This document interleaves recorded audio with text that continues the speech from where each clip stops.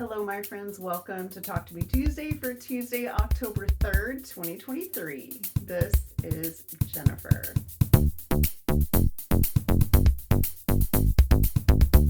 Well, it's finally October, and you guys know I love Halloween. I'm very excited for the month of October. I have a lot of weird stuff going on this month, but I'm still excited that it will be Halloween at the end of it.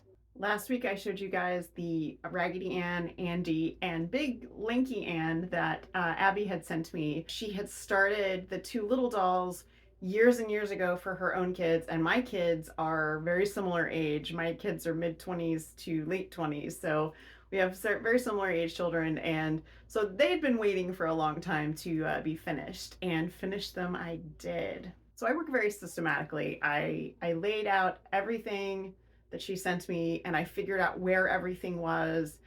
The dolls that she sent, they just needed their little bums sewn up where they had been stuffed. Anne had about half of her hair. Andy needed his hair, and then that was all the dolls needed. And then they needed clothes. I went through all the things I showed you in the bag from last week, and Abbie had actually cut out every piece of clothing that they needed. Some of it was already started. There were some seams sewn, there were some hems that were already pressed. So I just rolled with what she had already started, and I was able to finish in no time. So first I'll show you Anne. They're very small. These are the 15-inch dolls. And just for a little context, this pattern, this is the McCall's pattern for Raggedy Ann and Andy, and it goes down to 10 inches. So this isn't even the smallest one. This little dress, Abbie had already cut this out. It was already ready to sew. So I just used the fabric that she included. And same thing for all of this. The only thing I changed was I changed the rickrack because she had a very small rickrack, which would have been fine, but I really like a chunky one because you can see it really nicely. And I just had the perfect one to go with this dress. So all I did on her hair is I added I did this part. Abbie did the rest, and then I actually trimmed it. You can leave them loopy or you can trim them down, and this is how my grandmother did them. So I did them like this. So this is Anne, and then this is Andy. So I made his hair a little bit shorter. You can see, not a lot, just a little bit. The little outfit was already cut out and partially started by Abbie. I added the buttons. Those actually came out of my stash. And his little hat is tacked into place. That's what the pattern says to do. And honestly, if you don't tack it on, it doesn't stay. So I tacked his little hat on, and you can see his little hair and his little out. I love it so much, guys. So these are the little ones that she started years and years ago, and those are now done. As I mentioned last week, the one I was really excited to work on was the Raggedy Ann, who was Abbie's own Raggedy Ann. She was very lanky, and I figured out why, so I'm happy to share that. I'm going to put a before picture here just so you can get an idea, remember what she looked like before, because she was a Raggedy rescue. She was a restoration and not just a completion, which is what the first two guys were. So this is her now, and I'm so happy with her. I had a couple different things that I did with this little lady. She had numerous bald spots, which I don't even know if you noticed or not, Abbie, but she was bald here, and she had several bald spots in the back where it looked like her hair had been sewn on. And normally when you do the little Raggedy Ann or Andy, their hair is actually, the yarn is actually sewn into the fabric so that you're not sewing on with thread, but hers was sewn on with thread. So I think probably what happened, just based on looking at her, is that original thread had come out at some point and she had lost some bits of hair here and there. So after quite a scavenger hunt, I actually took my son with me, and he helped me find this. We went to Austin Creator Reviews first, and we didn't find what we needed. So then we hit Joann's, and we found this. Now, I wasn't at all confident I would find yarn that would work. You can tell if you look really closely because it's a slightly different texture, but the color matches really well. I'm glad how her hair filled in. And I left hers loopy because it was loopy to start. She also had a few little repairs. I repaired her little eyes so that they are actually stuck on now.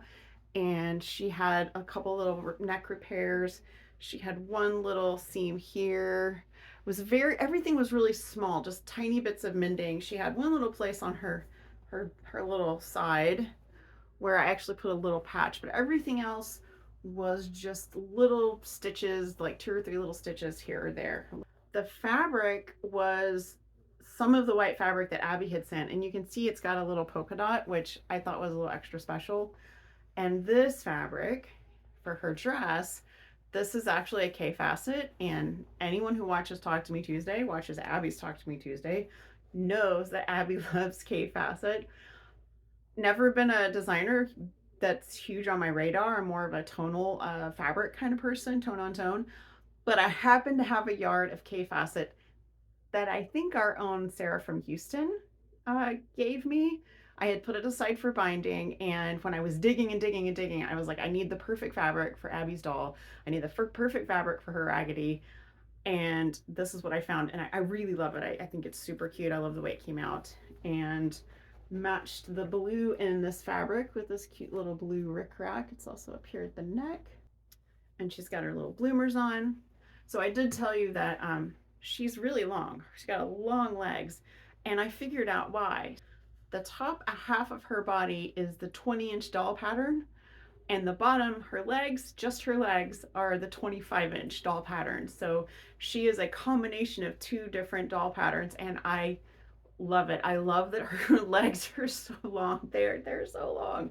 So it makes her a little bit extra special, and she's not like any of the other Raggedies that I have restored so far. So Abbie, I hope you love these. I hope you enjoy them. I hope these guys find a good home. I don't know if you plan to keep them or give them away. But anyway, I hope you love what I did with your little lady.